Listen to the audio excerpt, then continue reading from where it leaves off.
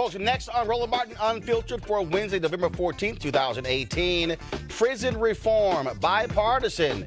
Yeah, Donald Trump actually gets behind this bill. We'll explain to you what it means, but some Democrats are still not satisfied, says it should go far enough. Also, before he was essentially fired, Jeff Sessions made it harder to force police departments to respect the civil rights of Americans. We'll explain how he is all about making the police feel more comfortable. Also in Georgia, Stacey Abrams moves closer to a runoff in that state as more votes are counted and more court hearings are ongoing. Also, the recount in Florida goes on, but no new results yet. Also, a big issue, hate crimes are up again, 60% targeting African Americans. But Donald Trump says it's all good. A professor who called the cops on a black student in Texas with her feet up has been removed from her classroom. The student has been invited back in. We'll give the latest on that story. Plus, another crazy white woman doing more stupid stuff. It's time to bring the funk on Roland Martin Unfiltered. Let's go. He's got it. Whatever the biz, he's on it. Whatever it is, he's got the scoop, the fact, the find. And when it breaks, he's right on time and it's rolling. Best believe he's knowing. Putting it down from sports to news to politics. With entertainment just for kicks, he's rolling. It's on go, y'all. It's Roland Martin, yeah. Rolling with Roland now.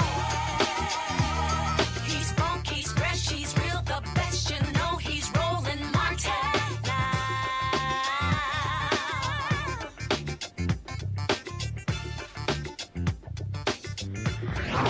Martin.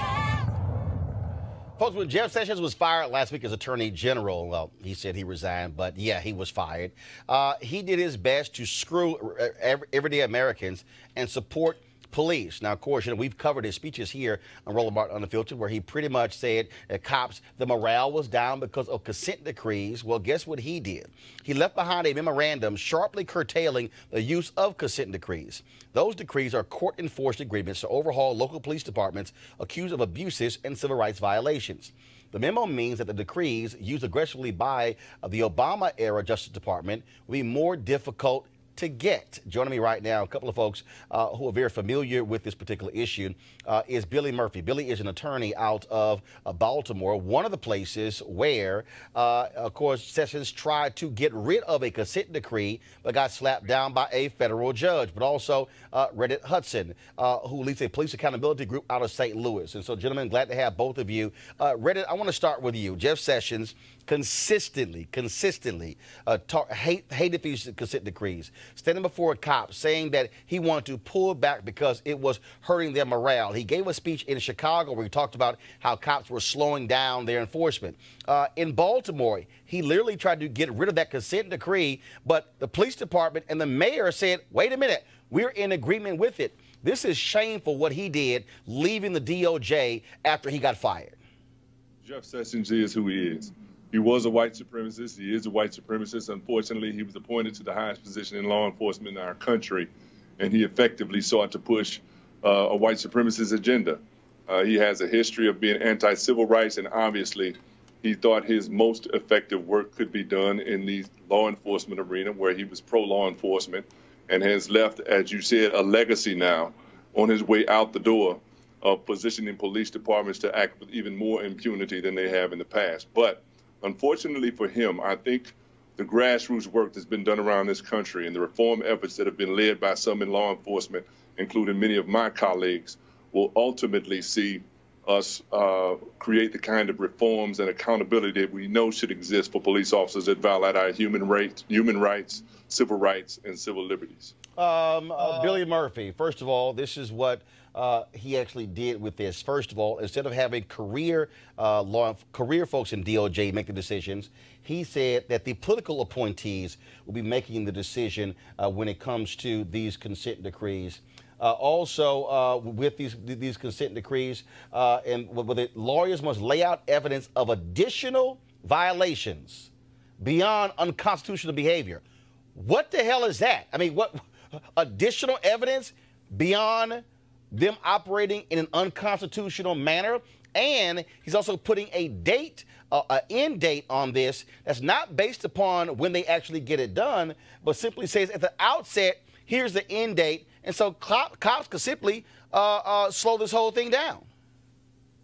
Well, you know, like Donald Trump, Jeff Sessions has been a racist all his life by exposure to unquestioned racism in his own family, in his community, in his politics, with his colleagues, etc. He's a dyed-in-the-wool white supremacist, it's just like the previous person speaking said. And Donald Trump appointed him, which means Donald Trump shares his white supremacy, and he got that honestly from his father. And we have to deal with these people harshly because they're a menace to our life, liberty, and pursuit of happiness as African Americans in this society. And this is a policy based on color. He wants mass incarceration to continue, as does Donald Trump. They're both in denial about the nature and extent of it, as is the president has pointed out over and over. And so we have to resist. We have to do everything in our power to mobilize even stronger so that we can prevent this kind of racism. And that starts with what we have to do in the House of Representatives about the president. Clearly, this president should be impeached.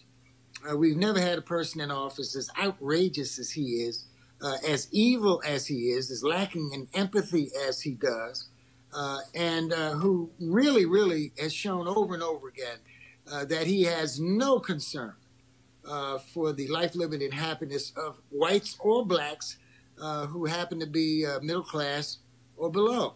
So that's what we've got to do. Reddit is very interesting. Here we go to my computer here. This is what the New York Times wrote. Mr. Sessions conceded in his memo that consent decrees are sometimes the only way to ensure that government agencies follow the law. But he argued that changes were necessary because agreements that impose long-term, wide-ranging obligations on local governments could violate their sovereignty. I mean, talk about nonsensical. Your job is to protect. Your job is to protect citizens from abusive cops. Oh, this is going to somehow hurt their sovereignty. No, that is the point of the federal government saying that these are unconstitutional behavior. What the hell? It's ridiculous on its face. What he's arguing is that it prevents them from abusing your rights further. You stop them from abusing your rights for too long a period of time, and that's not satisfactory for him.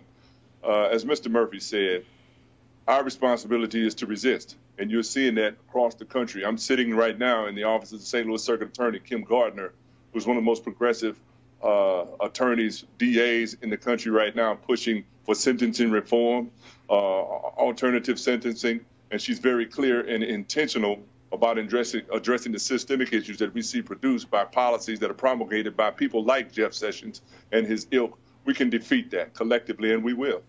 Reddit, last question to you. Obviously, the Attorney General has lots of leeway, and so the only way this really gets changed if a Democrat is elected president and installs an Attorney General who can throw out this memorandum by Jeff Sessions.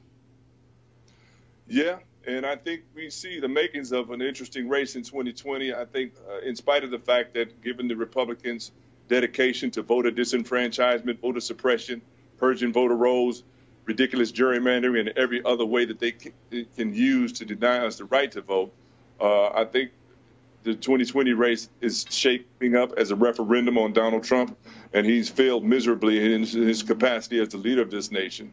I think we'll see a change. Billy Murphy, final comment. This is something that is so terrifying to everybody who understands how the president thinks. Not only has he put a toady in as his new acting attorney general, but it looks like he has set a course where he's going to get rid of Mueller. He's going to get rid of Rosenstein. And if the Republicans cave to this, we will descend into lawlessness. It is a fortunate thing that we got the House. I wish we'd gotten the Senate, but the blue wave was real. And we need to take full advantage of this opportunity because we may not get another one before things like martial law will be declared and Donald Trump is completely ignoring the Constitution and the rights of all Americans. we could become a fascist country. Many people think that we're at the same stage when Hitler pretended to be a reformer who believed in democracy. Boy, did people learn that was a lie, among the thousands of lies this president has told. We don't want any child in America to emulate this man's behavior. We don't want him as a role model for any child in America. He is a disgrace to this country. All right, then. Billy Murphy, as well as Reddy Hudson. I certainly appreciate it. Thanks a lot. Thank you. All right, folks, we're going to go to our second top story, and that is the whole issue of prison reform. Donald Trump today threw his support behind a bipartisan effort to address some of these critical issues with what is called the First Step Act. And this act was passed by the U.S. House. It was championed and led by Congressman Hakeem Jeffries of New York. He also worked very closely with Jared Kushner, whose father served time in federal prison and has been a huge proponent of this particular bill. Now, the stumbling block for the Trump administration was actually Jeff Sessions. He, as you just heard, was a hardliner, fought this thing left and right constantly before it was even being crafted. Now, here's the issue. What Trump did was, in order to satisfy Republicans, he chose to push off this bill until after the midterm elections. Here's the problem. You now have Senate Majority Leader Mitch McConnell, who is saying they may not have enough time to actually get the bill through. Well, why in the hell did you delay it? So many senators have not even seen the bill. The other issue with this particular bill is that Congresswoman Sheila Jackson Lee, a member of the House Judiciary Committee, she was one of the folks who voted against it. She wants more changes to it. But they were able to move this forward because the split in the House and the Senate, Chuck Grassley, who heads the Senate committee, he also wanted it to deal with the issue of mandatory minimums. Same thing with Dick Durbin of Illinois. Senator Cory Booker, he still has some issues with this bill. But right now, you do have bipartisan support. But McConnell, though, is saying that he needs the 60 votes to get it passed. I want to bring up my pal on lawn, Victoria Burke, a writer for National Newspaper Publishers Association, NPA. Also, Joe Madison, host Joe Madison Show on Sirius XM Radio. Malik Abdul, Republican communications consultant. And folks, this is, first of all, it's called the First Step Act. Democrats have been calling for quite some time for a strong criminal justice reform bill. Joe, one of the mistakes that they made was they had a strong bill that could have been passed before Obama left office. They assumed Hillary Clinton was going to win, and then they said we can get an even stronger bill. Well, she lost. Now you're left in a situation, Republicans can control the House, control the Senate. Yeah, Democrats control the House. No. Democrats don't control the House until January. Well, yeah. Oh, you mean now? Right now. Oh, yes, right now. So right now, Republicans still control it. And so they're looking to try to get this thing done before the new Congress takes over. The issue is, will you have enough Democrats stand back and block this from happening now that they have actually regained the House? Your thoughts? Well, that's the big question, and that is, will the Democrats hold fast on this? I suspect, in short, that they will, only because they have the upper hand, 2 months from now. So the thing we need to encourage them to do is to hold tight. That's really where we are at this point, because if they don't, then that blue wave really doesn't matter much to any of us. Now, Lauren, initially this was only really going to be about prison, affecting only a handful of federal prisoners. But because Senator Dick Durbin was a holdout on the Senate side, they had to make some changes. And so when you look at some of the changes, they had to add the issue of mandatory minimums in this deal. And so one of the things that they're saying, they're going to be shortening those sentences, and also for some nonviolent offenders, but also changing the 3 strikes law. Instead of it being from life in prison, now it will be up to 25 years. Again, Jeff Sessions and other people like Tom Cotton of Arkansas, who are the hardliners, they are still going to fight this. And so even though Donald Trump today, through his support behind it, is not guaranteed, I'm going to get your comment after we play this comment from Trump today at a news conference at the White House. Working together with my administration over the last 2 years, these members have reached a bipartisan agreement. Did I hear the word bipartisan? Is that, there you go. Did I hear that word? Huh? That's a nice word. Bipartisan agreement on prison reform legislation known as the first step. And that's what it is. It's a first step, but it's a very big first step. Along the weird thing here, you get people like the Koch brothers and their foundation who align with folks like Van Jones and others who believed in criminal justice reform, who were pushing Republicans on this. And then hardliners are going, wait a minute, what the hell? We're not used to seeing y'all joining forces. Yeah, well, I think this is actually an example of some fairly good bipartisan work on the part of Doug Collins, a Republican in the House, and Hakeem Jeffries. Is it perfect? No, it's not perfect. It is interesting to think about Dick Durbin and mandatory minimums. When they did the crack cocaine disparity mandatory minimum, he didn't fight particularly hard for that. But once a Republican gets in office, now he's fighting for it. But hey, whatever it takes. You know, it does have a little bit of sentencing and a little bit of stuff that is hard to implement unless you fund it, like the stuff about expanding days in halfway houses and vocational training. You need funding for that, so you have to be appropriating that money every Congress. That kind of makes it difficult. But the thing about criminal justice reform and sentencing reform is that we got to be the #1 incarcerator in the world incrementally over a 30 and 40-year period, and you wind that back very, very gradually. It's definitely better than nothing. You know, a lot of people say, oh, it doesn't go far enough. Obviously, Cory Booker did put out a Dear Colleague in May saying that.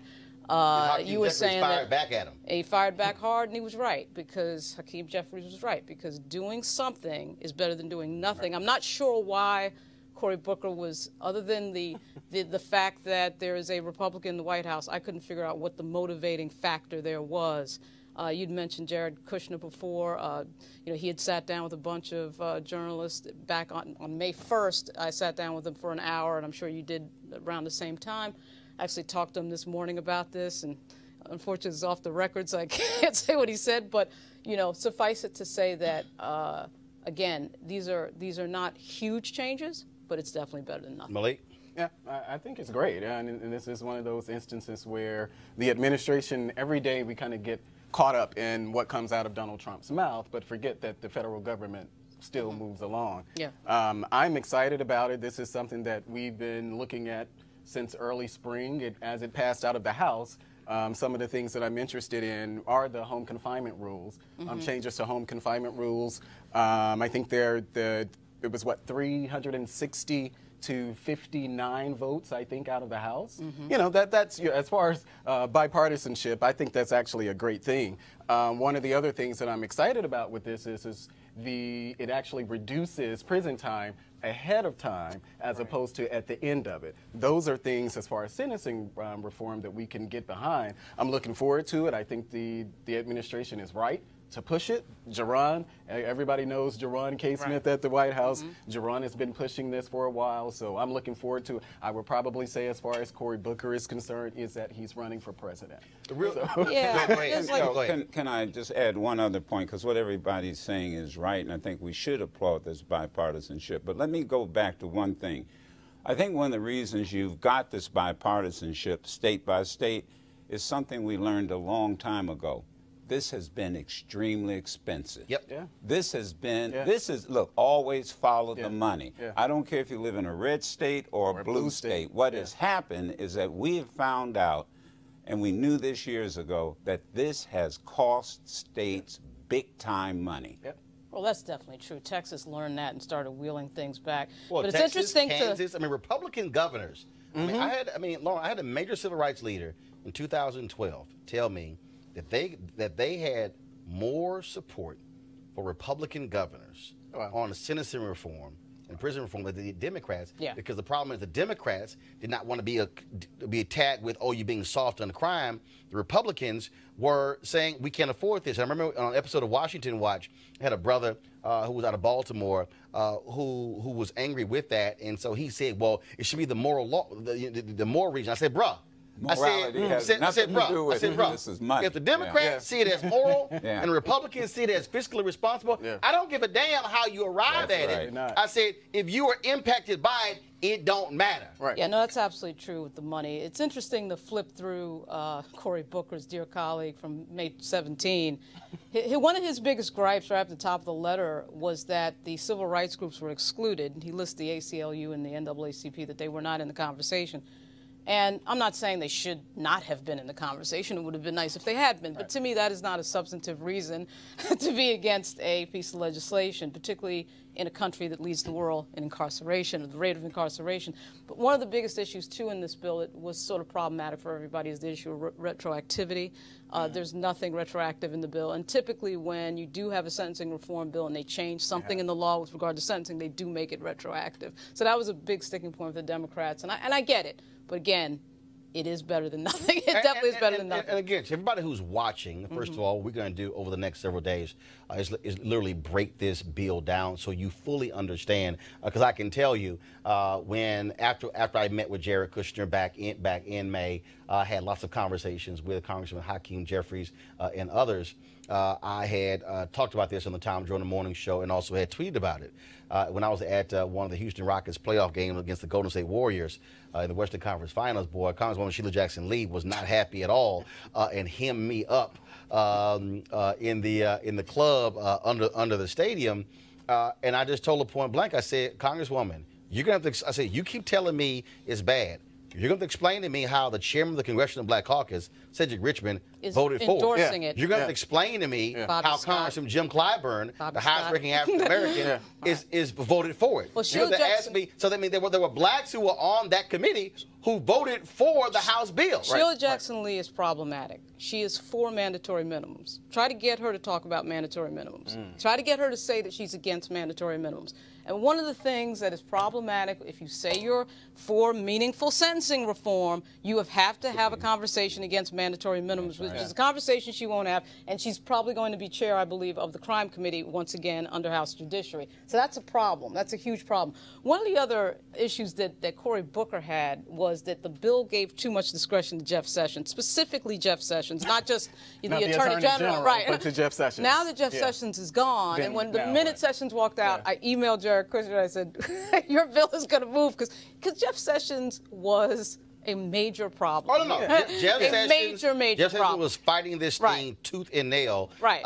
And the White House, and you talk to them, they said he was a problem. He was constantly trying to block it. And it was like they were doing end arounds with Trump. Like, okay, keep Sessions away from him on this, so he won't even listen to him because he literally was, he didn't want any of this. And anything that reduces the number of people behind bars, Jeff Sessions was against. That's why, as you mentioned, Tom Cotton, all eyes on Tom Cotton because he's another one. So is Ted Cruz. But if they got this far and they've got the president up there, something is about to happen. And one of the things, and just just one more quick thing.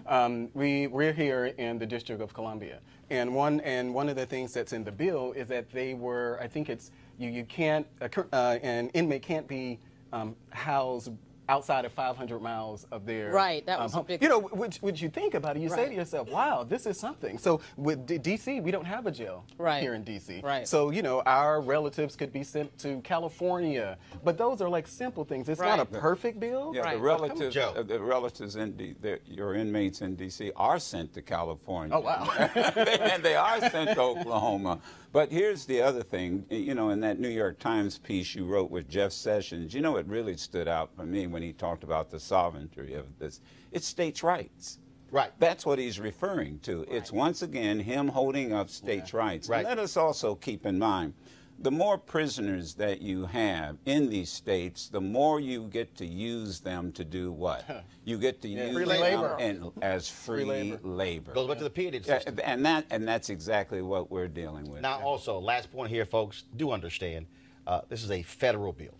It only impacts about 200,000, actually not all 200,000, but any federal bill dealing with prisons only impacts about 200,000 people. There are 2.3 million people who are in prison or local jails in America. 2.1 million are state and local.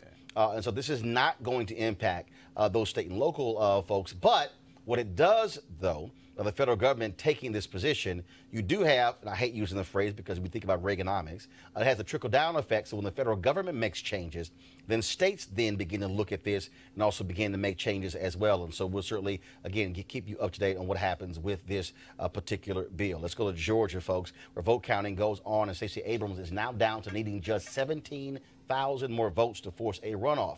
Now, there are still pending lawsuits that seek to count more ballots that were rejected by local officials, and if there are any late decisions, we'll certainly let you know. Now, to combat all the calls to stop counting votes, Abrams' campaign today released this video. Behind every vote is a voice. The voices of our family members, friends, our communities. The voices of Georgia. This election, was your voice heard? Too many were silenced. The Abrams campaign continues to push for all of the state's ballots to be counted. Election officials are still counting votes. Provisional ballots yet to be counted. 31,000 uncounted ballots. We are still continuing to follow this. For every voice to be heard, every vote must be counted. Share your story. All right, folks. Now, State Senator Nikema Williams of Atlanta was attending a Black Voters Matter protest at the state capitol on yesterday to demand all the votes be counted. Well, this happened. I stood peacefully next to my constituents because they wanted their voices to be heard, and now I'm being arrested. What's your name? Nikema Williams, State Senator for District 39. Did they tell you why? What are they charging you with? Because I did not disperse. I did not leave the floor. The legislature is in a special session. The Senate convened at 10 a.m. this morning. I've been here since 9 a.m. And because I didn't leave the floor when they said everyone must disperse, I'm being arrested. The first-term Atlanta Democrat was charged with obstruction and disrupting the General Assembly. 14 others were also arrested. An investigation is going on into her arrest. Let's go to Florida, where Rick Scott recused himself from any role in certifying his own election. Wow, what a bright idea. The recount, it continues there. It's not clear if all counties will be done by the deadline and what that means. Also, there are no new totals, so we don't know yet whether Andrew Gillum or incumbent Senator Bill Nelson are catching up. And so that's going on there. One huge race still happening is also in Mississippi, where Mike Espy, where he is running against Cindy Hyde-Smith, the Republican incumbent. And what has been happening there is quite interesting, is because, again, folks in Mississippi have been really, Democrats have been keeping this thing under the radar for quite some time. But the reality is Mike Espy is going to need a huge black turnout in order for him to actually beat Cindy Hyde-Smith. Black folks make up 40% of the electorate in Mississippi. Now, there's a super PAC that dropped an ad that dealt with the issue of Cindy Hyde-Smith, basically saying she would have no issues if invited to a public hanging by someone who actually endorsed her. Check this ad out.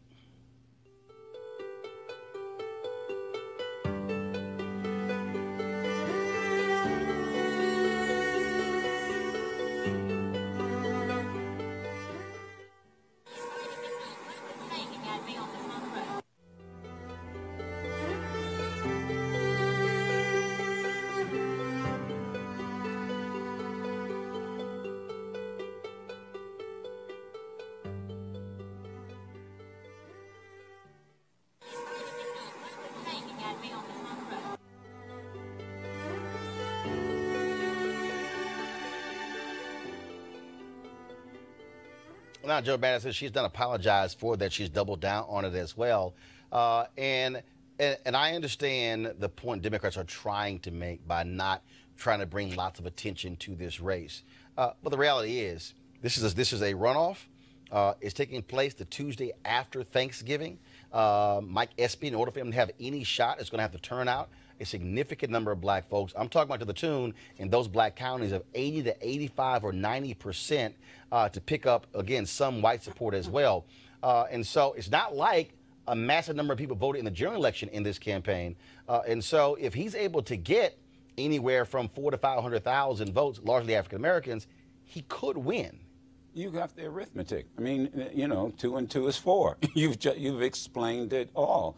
I mean, that's a very interesting spot.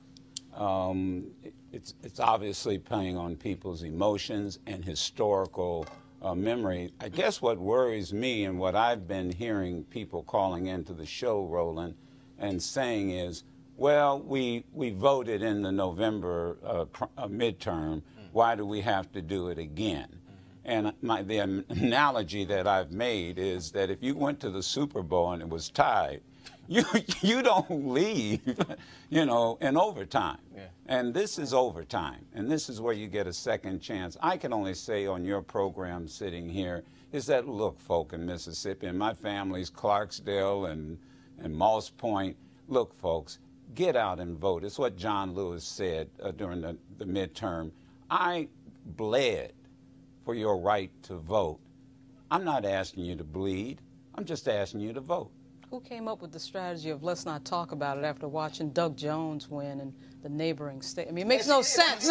The neighboring state. And that was interesting because what Democrats would kept saying is they say we're trying to use the same strategy we did with Doug Jones, and I said it was loud. That was a hell of a lot of attention that was focused on that. Yeah. And so look, we were supposed to have Mike Espy on the show on yesterday. They canceled because they had the National Baptist Convention, they had the state conference. He was attending that as well. But it's also, and I know, Joe, you've been trying to get him on the show as well. Yeah, I've said point blank. As a matter of fact, I just while we were talking, my phone was ringing. That was actually the Mike Espy campaign manager hit me right now, and I said, look, at the end of the day, you got to get folks in there, and the Thanksgiving is a problem because, frankly, for a lot of people, they take it off on Monday. Then, of course, Thanksgiving on Thursday. The election is the following Tuesday. And so, really, it's a short window to really drive a GOTV plan, get out the vote effort. Can I make one other point? And this goes back to when the young people did the gun demonstration, anti-gun demonstration. I ran into Tom Perez on the street, and we were talking about what the Democrats are going to do. And at that time, they had not paid any attention to Mike Espy. It was amazing. And I sat there, whoa, wait a minute, bro. Don't write off Mississippi, and please check Mike out. And he said, you know what? I think we'll do that.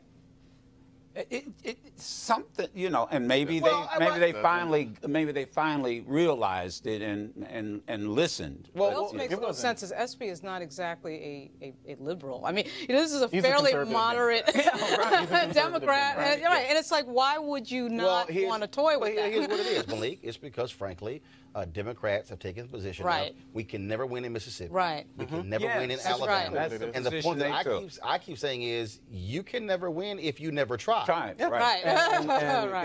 I'm from Mississippi. I went to school with Espy's family. I went to high school, middle school, and I think even maybe elementary school. So I'm familiar with the family. I'll just start out by saying that what Cindy said, they were inappropriate.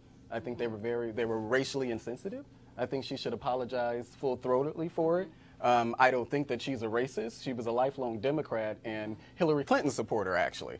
But this is one of those things that makes it hard. Mike is going to have a pretty... Hell, Bull Connell was also a Democrat.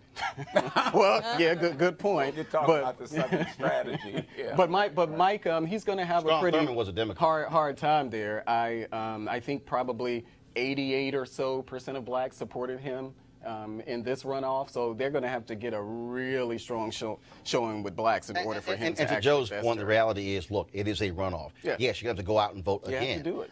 And so, bottom line is, look, it ain't that damn hard. Yeah. And so, I do know you got people out there who are mobilizing when it comes to vans, when it comes to buses. The issue is the short date. Unlike Georgia, which is December 4th, okay, you got some space between Thanksgiving and that date. It's literally the Tuesday after Thanksgiving. As some people are getting back. So that's one of the things that's happening there. And so we'll see what's happening. I do also know that Senator Cory Booker, he was down there. I think Senator Kamala Harris, she goes down to Mississippi this weekend. There's a big HBCU Classic taking place this weekend, Alcorn State and Jackson State. And so you have those things that are going on as well. Congressman, I've been talking to Congressman Benny Thompson as well, and FC. Now it was happening on Tuesday in Jackson at 11 a.m. Pastor Jerry Young, who is actually the national president of the National Baptist Convention USA, happens to be SB's pastor. Yeah. He's bringing together upwards of 800 pastors from all around Mississippi to get in their marching orders on Tuesday at 11 a.m. It makes no Democrats sense should have done that beforehand. You I'm know, I'm a Republican, right, exactly. but Democrats No, should have exactly. done that beforehand. Right. Mike Espy was not as sexy as Stacey Abrams and Gillum. But I also think Yeah, it's but- what Roland said. They don't believe they can win. But the They thing is, did not think they did not think they sorry. could take Mississippi as a And the history is there. And, well, a third of the state is Benny Thompson's district. Right. So I'm not understanding and talking to Benny Thompson, even though I know there's a little bit of rivalry between him and Espy, but whatever, I'm sure he'd be more than happy to see a Democrat in the Senate. But the point is, he doesn't care about that. He wants the Democrat to win. Right.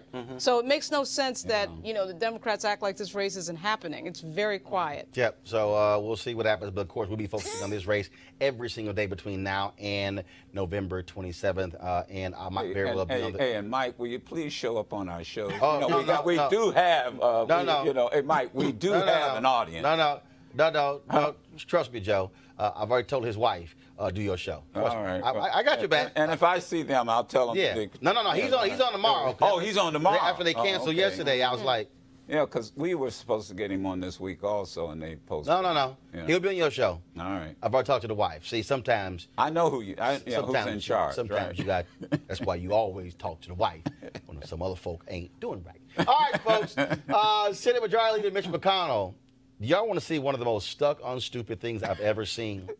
Y'all, Mitch McConnell actually had the audacity, the unmitigated gall, to write an op-ed, and he wrote this. What we can make of those opportunities will depend on our Democratic colleagues. Will they choose to go it alone and simply make political points?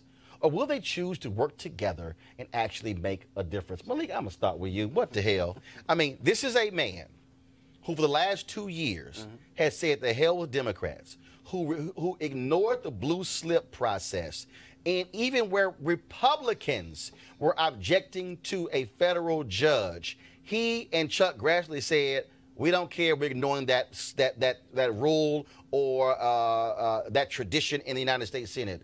They did not even talk to Democrats when it came to the health care, did not talk to Democrats when it came to tax reform. They did not care at all. And so now all of a sudden, because Democrats win the House, he is saying, oh, are you going to also play nice with us? Really? Mitch McConnell, sit the hell down. Well, I mean, I don't agree that they didn't. He wasn't willing to work with Democrats at all. But, show me evidence. But what I do. No. Show me evidence. Well, but I do. Show me evidence. Well, there are bills that have come out of Congress. What bills? There are several bills that have come. Name them. They may not have had bipartisan support. Name them. Well, come on, Roland. We No. know that.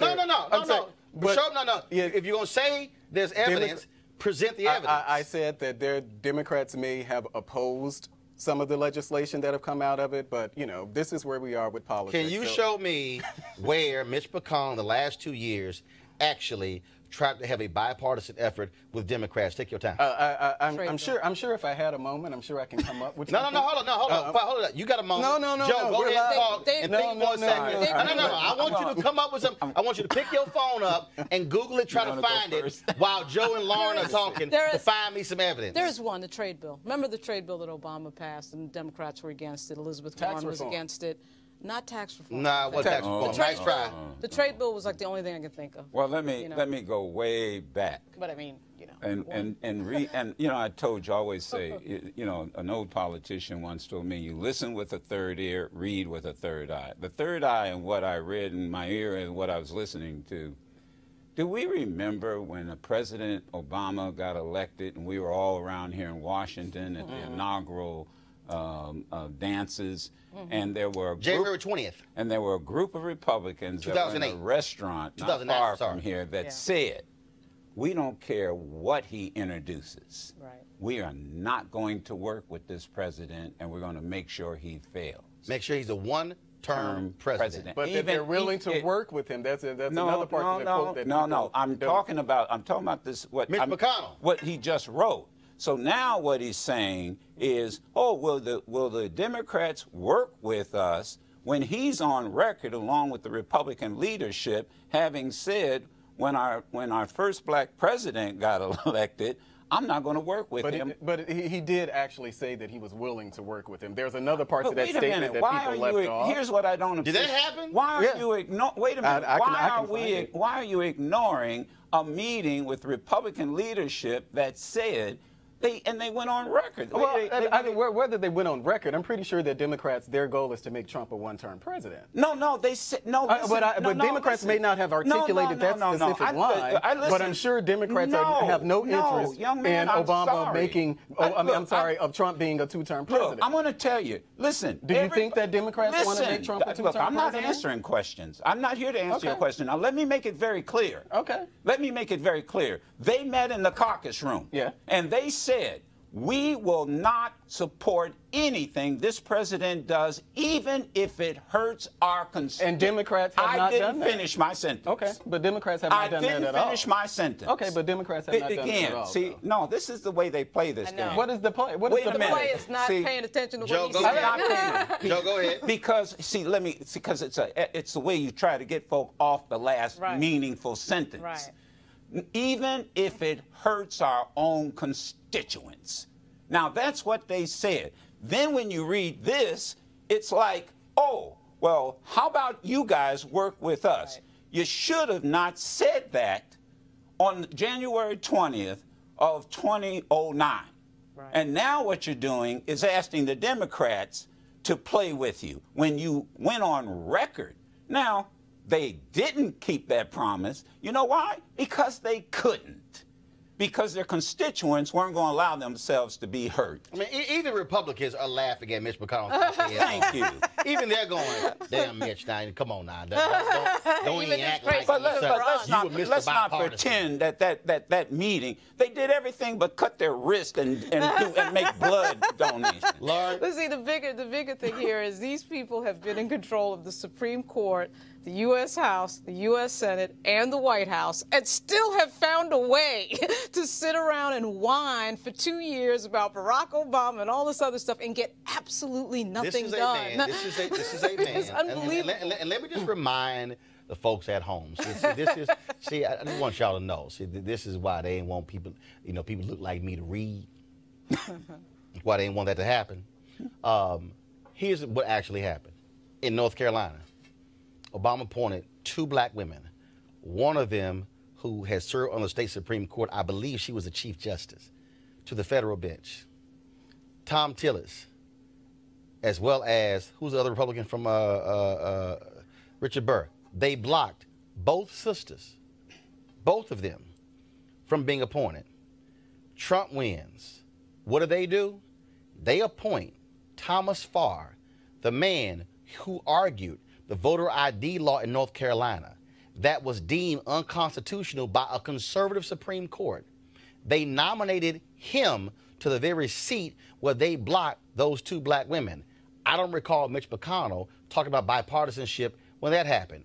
It's a fact where in Wisconsin, the Republican Johnson, as well as the Democrat United States Senator, both Tammy Baldwin, they put a blue slip in to block a Trump appointee to the federal bench.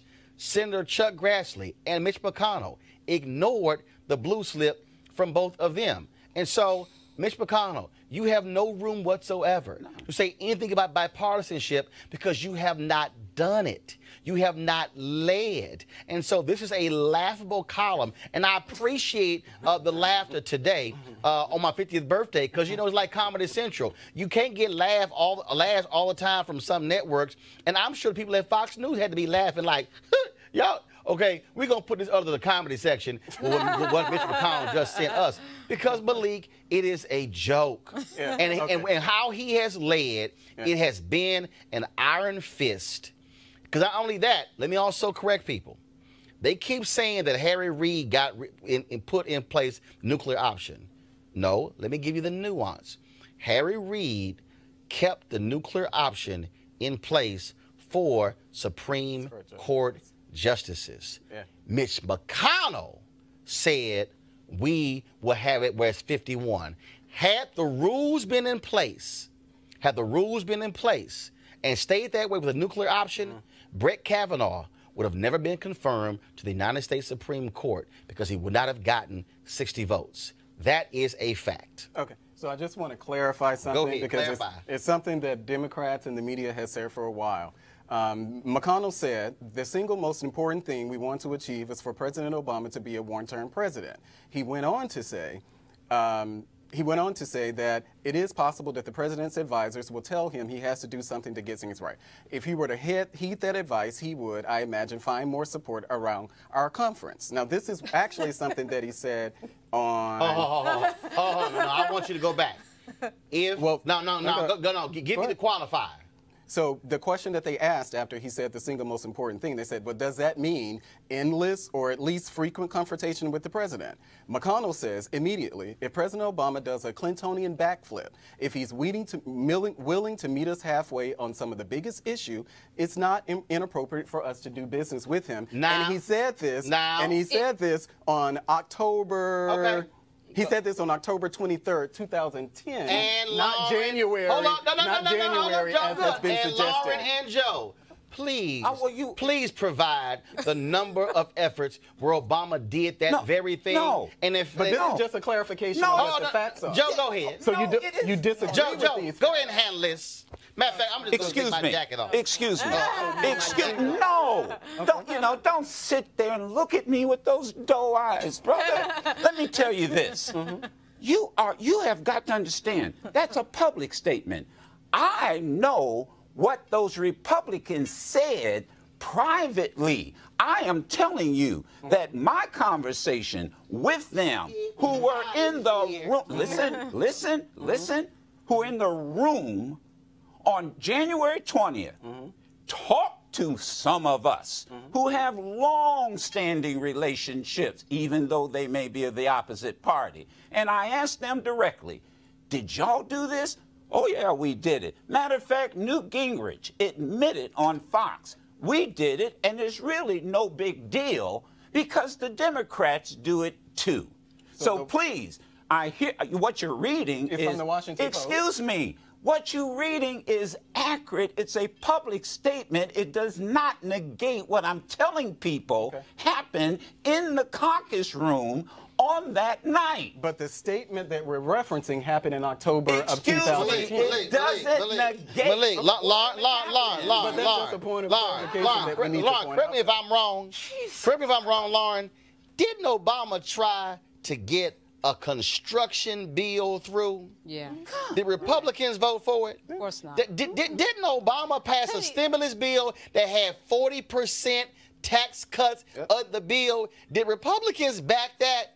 Of course not. All right, I'm just saying. I just gave y'all two. That very Republicans that walked out of that meeting, walked out of that dinner and said, yeah, that's what we said. The very year that McConnell said that, there was a sit-down at the White House with all the Republicans on the House and Senate side over health care, and they had this, arrangement in the big square in the East Room, and everybody was there. Don't worry about his makeup. Okay. Everybody was there. Everything was cool, and remember that the Republicans had their little talking point. We're just going to repeal and replace and set it over again. Yeah. Now, I mean, I'm not expecting the opposition of a party to agree with the opposite party. I'm not expecting that, but there was clearly a group effort to not really sit down and work on the details of policy. I believe that. When it comes to health care in particular, you saw it, because there was a lot to work out, and there was some things they could have agreed on, like pre-existing conditions, and I think later on a lot of Republicans said, you know what, that's not a bad idea to have your kid on the policy till they're 24. So it came in later, but clearly there was kind of an agreement to say, as we're seeing, unfortunately, with this justice reform bill, seeing the flip of that on that particular issue. But it's unfortunate. That's why I think a lot of politicians. And Boehner. Remember the conversations we used to have with Boehner, who couldn't use the word compromise? Remember that? Yeah. It came out of that meeting, and it wasn't just a group of Republicans. This was your leadership. And we circle back, and we're going to experience the same thing now with Democrats. You don't know that. Really. No, you haven't, because Nancy Pelosi. Excuse me. Darn it! What is wrong with people? Nancy Pelosi came out today and said, we're willing to work. There's been no meeting inside. We'll see what her caucus says, though. Well, I'm telling you, there's been no meeting to say. Well, we don't know that. Excuse me. Yet. Okay, we don't know that there has not been a meeting to say that we're not going to work with the Republicans. Well, you have not heard that. Let's be clear on something else too. Let's be clear on something else too. Well, it's not logical. I just don't agree with what your character was. Let's be clear. Logic really. Okay, but this was a logic. This was an article that you disagreed with. Excuse me, I'm not disagreeing with it. Okay, but I was clarifying that happened in October of 2010. Shout to the hills. Well, you can shout to the hills, but again, the statement that you said happened in October of 2010. What are you clarifying? What are you clarifying? The statement happened in October. It wasn't in January. It was in October. Mitch McConnell said, I want to make him a one-term president. What are you clarifying? He may have said that, but the remarks that we're talking about, so as reported by the Washington Post, those remarks actually happened in October of 2010. So 2 years later. Okay. But it didn't happen it didn't happen in January, though, as you said. What did he say? Again, Malik. Yeah, I mean, I get your point. Malik. But that's the rest of the statement where he said that he was willing to work with him. No, Malik. But I just read that. It's not. First of all, what you're reading is 2010. Right. What Joe said took place on January 20th, 2009. And then what we also know what happened was, and we have the evidence. What happened? We literally had the evidence where Obama put forth bills that were Republican bills, and they still would not support. Hypocrites. And we're going to see. We're going to see that now. The other little detail. We're going to see that now. No, actually, we're saying that. Wait a minute. Who are hypocrites? You said McConnell we were saying that Republicans. We can say that they were hypocrites for not check. supporting Obama. Okay, all right. Your other issue, final comment before I go to a break. Your other issue too is that the President of the United States, the current president, who's Republican, has made it his mission in life to repeal what President Obama did. Yeah. So, I mean, the idea that somehow the Democratic Party, I mean, I love it when Republicans say, well, but the Democrats do it too. Really? Yeah. Really, Democrats do it too. People got mad at Bill Clinton for negotiating with the Republican Party over on the crime welfare bill.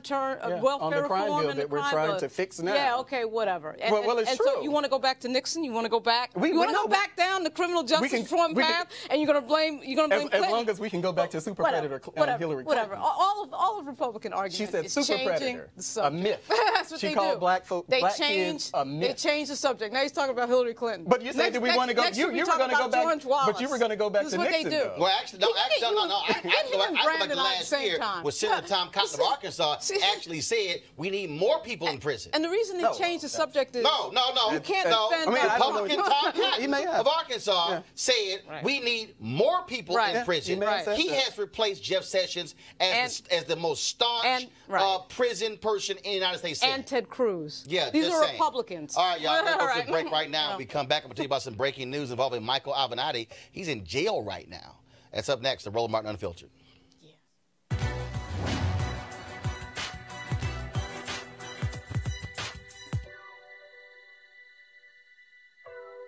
All human beings are born free and equal in dignity and rights.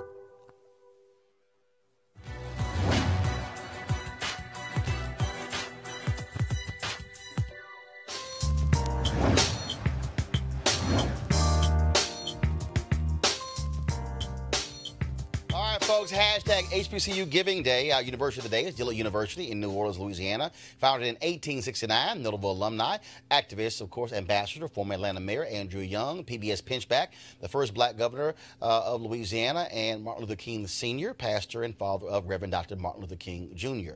Also, actor and comedian Garrett Morris. And plus, of course, their president. He's an alpha.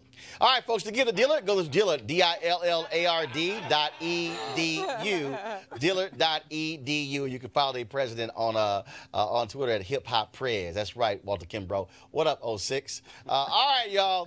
Let's, Henry, go to my iPad, please. This news just came in. TMZ's reporting Michael Avenatti arrested for felony domestic violence. According to them, him and a woman filed a domestic violence report saying that her face was swollen and bruised with red marks on both cheeks. It apparently took place on Tuesday night, but there was another confrontation on Wednesday between the two. They say she was hurt on the sidewalk screaming at her cell phone, "I can't believe you did this to me. I'm going to get a restraining order against you." TMZ says we're told security brought her inside the building, took her upstairs, and Michael showed up 5 minutes later and ran into the building. He screamed repeatedly, "She hit me first." We're told he angrily added, "This is bullshit. This is effing bullshit." We're told he tried getting to the elevator, but security denied him access. And so cops, they arrested him. Apparently, he kicked her out of the apartment, and then that's when the alleged domestic violence took place. TMZ says we're told Avenatti is currently in custody, and so we shall let you know more about that when it happens. All right, folks. A white nationalist was arrested in D.C. last week. Jeffrey Clark Jr. said online that the victims of the Pittsburgh synagogue massacre deserved it, and the attack was a dry run. He was arrested after family members alerted police to the posting. Clark, according to the police, fantasized about killing Jews and blacks. He was arrested on gun charges. Now, this is no shock because the FBI announced yesterday a 17% increase in reported hate crimes last year. This is the third consecutive year that reported hate crimes have increased. What's the common denominator? The orange one.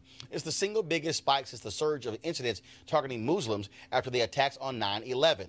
Now, although anti-Semitic hate crimes grew by 37% and get most of the attention, 3 out of every 5 hate crimes are against black folks. Only 13% of police agencies reported a hate crime, so the actual numbers of hate crimes in the U.S. could be a hell of a lot larger. Okay, yesterday we told you about that crazy white woman in Texas, the professor at the University of Texas at San Antonio. Well, you know, she's the one who called the cops on the sister who had her feet up on the desk. Well, the university has acted, and the professor, Anita Moss, will remain out of the classroom for the remainder of the semester as investigations are conducted. The university said both the professor and the student met with officials separately. The student has been offered multiple options for continuing her studies. Now, the university president, Taylor Amy, sent out another email to students last night. Here's part of what he said. No matter the outcome of the investigations, the incident shows issues that extend far beyond the events of yesterday. The reactions expressed through social media, emails, phone calls, and group meetings I've attended confirm that feelings of marginalization on the part of some students, especially our African-American students, are real and profound. The bottom line, regardless of the final outcomes regarding yesterday's incident, we have an obligation as an institution to take a hard look at our campus climate, especially for students of color, and enact systemic change to make UTSA a more inclusive campus. Now, also an update on the black security guard who was shot and killed by a white cop in Illinois. The Wall Street Journal reported today that the Illinois State Police say Roberson refused multiple orders to drop his gun and was wearing no markings indicating he was security. Now, late today, we talked with Lee Merritt, who has been hired by the family to represent Jamel Roberson. He told us his witnesses say when the police told Robert Roberson to stop, they and others shouted, "He's security," and that there were white letters spelling out security on his hat and vest. Merritt has filed a $1 million wrongful death suit on behalf of the family. Now, here's what's crazy right here. Okay, this is real simple. It ain't hard to figure out, okay, was he wearing a shirt or hat that says security? Right? Was that protocol in the bar? I mean, I don't understand how, like, I'm sorry, if he was wearing it, dude, there you go. Yeah, there you go. But here's the other piece.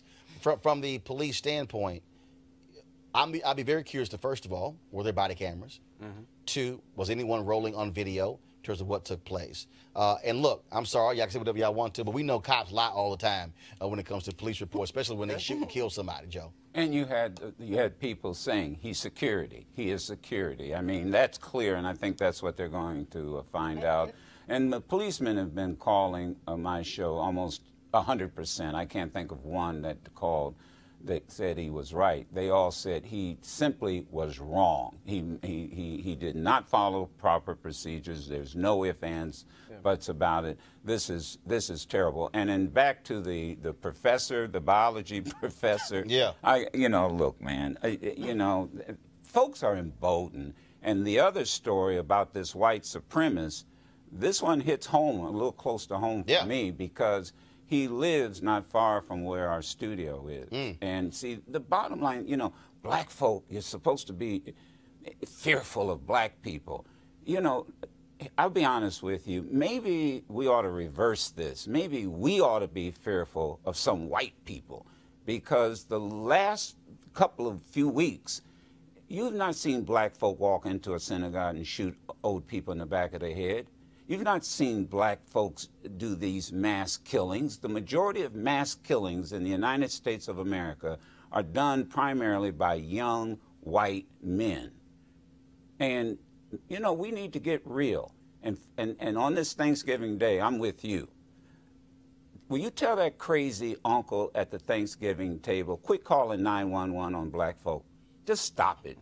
Or that crazy aunt. No, actually it's white women. It's white women, because we got another crazy white woman, this time in Maryland. She calls a black man the N-word because she didn't like the way he drove out of his parking spot.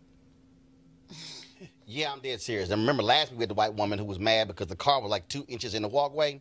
And so this man's wife, Dawn Lennon, gets out to confront her. The white woman was wearing a Redskins jacket. And then the white woman is a teacher in Prince George's County, which, of course, is 62% black. Oh, yes. Yes. But can I add one story that you... There's video. Hold on. Right after the video. Press play. Oh, okay.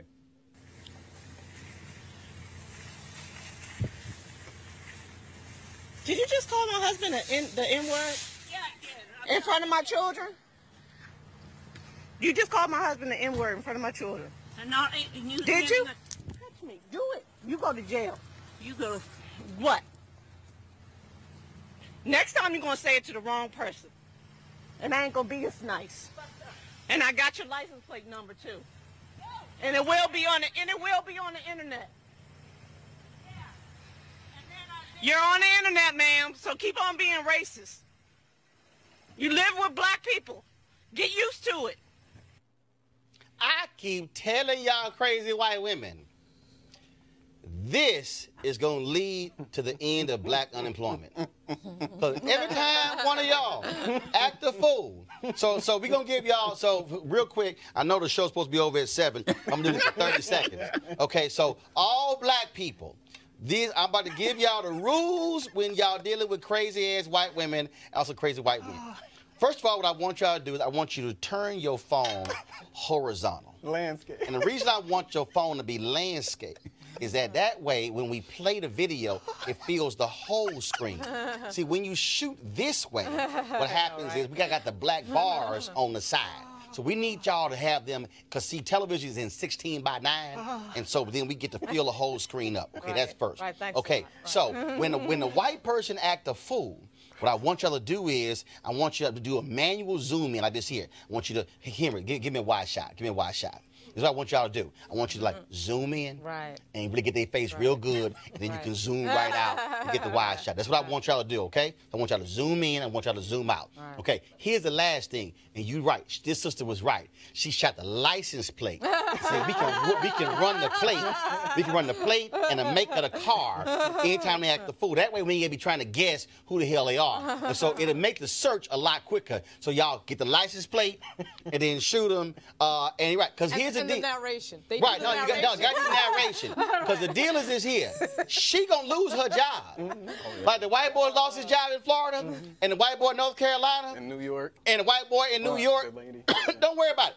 They all gonna lose their jobs. And I'm telling y'all, when we know they lost their job, we should have 50 black people go to that employer to put in applications for the available job.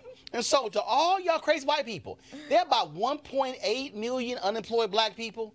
Every time y'all do one of these, y'all gonna help out black unemployment. So we should, so every crazy white person who act a fool and we get them fired, we should then replace them with black people. But see, her narration. Did you just say the N-word? Yes, I did. That's exactly how you do it. Lem Barney and his wife, this is a story, you got to get this one, in Detroit. They went to get a pizza, and the manager told them, go someplace where you're more comfortable, meaning Southfield, where there were more black folk. But here's something reverse. They called the police. They called the police. There you go. That's how you do it. All right, folks. So today, I told you yesterday, my brother's birthday. Reginald Martin turned 51.